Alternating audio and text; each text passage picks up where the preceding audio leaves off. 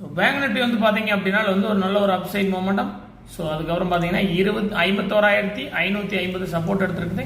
So நமக்கு வந்து பார்த்தீங்கன்னா 51,500க்கு கீழே and closing and momentum down கிடைச்சது அப்படின்னா ஸோ திரும்பவும் ப்ரைஸ் வந்து பார்த்தீங்கன்னா 51,200. ஸோ 51,000 இதுதான் நமக்கு வந்து ஒரு நல்ல ஒரு சப்போர்ட்டிவ் லெவல். இந்த இடத்துங்கள்ல இருந்து வந்து ப்ரைஸ் வந்து ஒரு ரிவர்சல் கொடுக்கறதுக்கான பாசிபிலிட்டி இருக்கு. ஸோ அதுவே வந்து இந்த 51,000 பிரேக் பண்ணி டவுன் ஆச்சுன்னா தான் வீக், இல்லைன்னா மறுபடியும் இந்த இடத்துல இருந்து ப்ரைஸ் ரிவர்சல் ஆகிறதுக்கான வாய்ப்புகள் இருக்கு. ஸோ மார்னிங்ல இருந்து இப்போ வரைக்கும் ஒரு ரேஞ்ச் பவுண்ட்ல இருக்கு. ஸோ நமக்கு வந்து பார்த்தீங்கன்னா மேலே அப் சைடில் 51,780க்கு மேலே ஒரு மூமெண்டம் கொடுத்தது அப்படின்னா ஸோ 52,000 இந்த ரெசிஸ்டன்ஸ் ஏரியா, இந்த ப்ரைஸ் ரிவர்சலுக்கு மூமெண்டம் வாய்ப்பு இருக்கு. ஸோ க்ளோசிங் நமக்கு வந்து 52,025க்கு மேலே ஒரு closing and upside movement கொடுத்தனால நமக்கு 52,505 வரைக்கும் இந்த மூமெண்டம் இருக்கு. இங்கிருந்து நமக்கு ஒரு ரிவர்சல் கிரியேட் ஆகிறதுக்கு வாய்ப்புகள் இருக்கு. ஸோ அப்போ இந்த ரேஞ்சுக்குள்ள இருக்க வரைக்கும் ரேஞ்ச் பவுண்ட் இதை கீழே க்ளோசிங் அண்ட் டவுன் கொடுத்தனா